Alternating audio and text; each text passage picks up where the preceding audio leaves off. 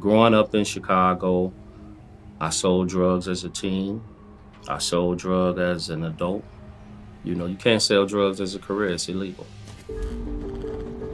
I'm a convict. I'm an ex-felon. I'm living proof of change. I got kicked out of high school as a sophomore, and I chose to be in the streets. It was just seeing the older guys drive nice cars, and I wanted that. And so the best way and the fastest way to me was to do what they were doing. I mean, I lived the street life. I got shot up. You can see a scar right here on my neck. I got shot in the trachea. Went out my back, pierced my lungs. I left there and moved to Minnesota in 1990. And I called myself moving my enterprise here to Minnesota because they said it was more money here.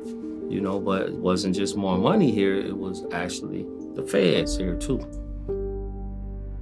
I was convicted of selling 240 grams of crack cocaine. I felt like the world came crashing down on me, like my life was over. I was sentenced to 240 months federal prison. That's 20 years. I just said, I'm gonna use this time and educate myself. So I ended up enrolling in Lamar State University. I took all kind of classes to help me change my thinking, the way that I think. I did 17 and a half years of that 20-year sentence. I came home when COVID first hit in 2020. It looked like one of those movies where you didn't see nobody. All the downtowns were closed down. The few people that I saw, heads were down like this. So I don't know why everybody's head down. And I looked at their cell phones. So I'm like, wow, where am I? I did 17 and a half straight years in the federal prison. So now imagine me being out of society for 17 and a half years. I needed some help. As an ex-felon, you may think you have a lot of friends, but you will learn about friends when you go in due time.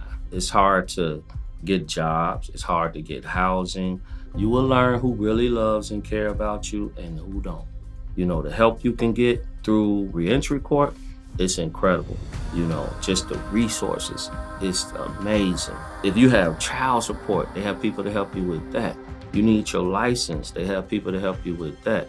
They have mentors that's there to help you. So the only way you don't succeed is because you don't want to succeed. Can't nobody make me change but me. So what I like to do now is I like to mentor people myself. I do community outreach, trying to help the youth get off the streets, put the guns down, and the best way to do that is asking them, how can I help? I don't have no fear. And they see that, about this man, he sits with these guns, he ain't even scared to walk up on us. No, I'm not. How can I help? I can't come out here and tell you, don't do this, don't do that. First thing they say, oh, well, look what you did. Look what I'm doing now. Look how I'm living now. I live just as good as I did when I was on the streets. I live even better now. If you don't change the way you think, you're not gonna change.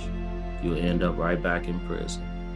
But like I said, it all started with me changing my thinking from a criminal lifestyle to a pro-social lifestyle. That's the whole program is amazing. Because I have some associates, when you're in the federal system, and I told them about the program, and they're like, man, we don't have nothing like that here. So I prayed, and I continue to pray, and I continue to say, please bring Reentry Court to all, wherever they have the federal court system, please bring Reentry Court there because it really helps us big time.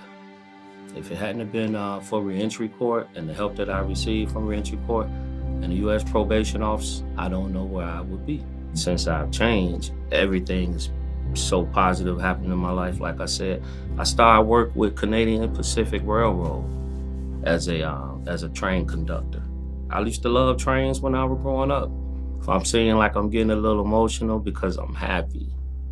Thank you guys for helping me with that transition and that change.